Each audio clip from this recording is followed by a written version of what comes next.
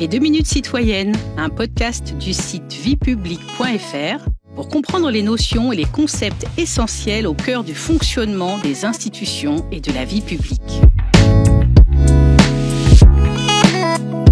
Bonjour à tous, je suis Delphine, rédactrice pour le site viepublique.fr et aujourd'hui je vais vous parler des agences de l'État.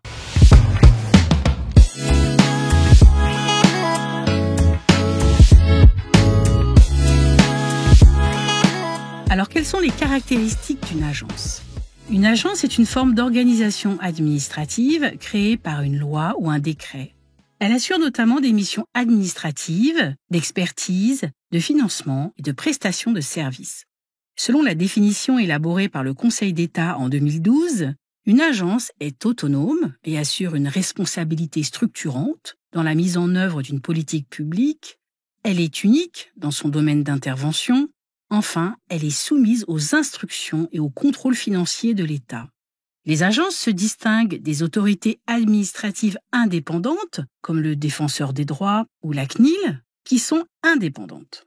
Elles se distinguent aussi des opérateurs, universités ou musées, qui proposent un service mais n'ont pas une responsabilité structurante et exclusive.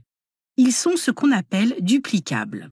Il n'existe pas de statut unique pour les agences. Elles peuvent prendre différentes formes, établissements publics administratifs ou établissements publics industriels et commerciaux, groupements d'intérêt public ou encore associations ou sociétés. Et pourquoi ont-elles été créées ? Les agences de l'État sont apparues dans les années 1960 avec la mise en place des administrations de mission, c'est-à-dire des administrations spécialisées et limitées dans le temps. Le but était de créer des structures capables de répondre à des besoins spécifiques. Par exemple, l'Agence nationale pour l'emploi, l'ANPE, ou l'Agence nationale de valorisation de la recherche. Certaines agences correspondent à l'émergence de nouvelles politiques publiques.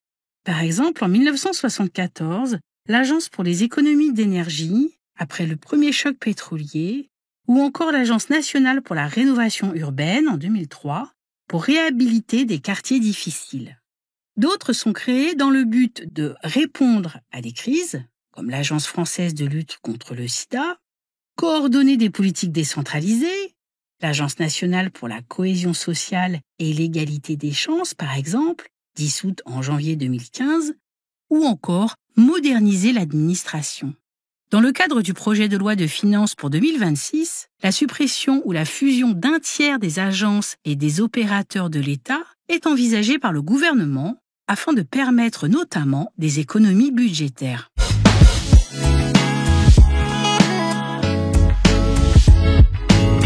Vous pouvez réécouter ce podcast et toutes nos séries sur vos plateformes préférées et notre chaîne YouTube. N'hésitez pas à vous y abonner. Et pour en savoir plus, rendez-vous sur notre site internet viepublique.fr et nos réseaux sociaux.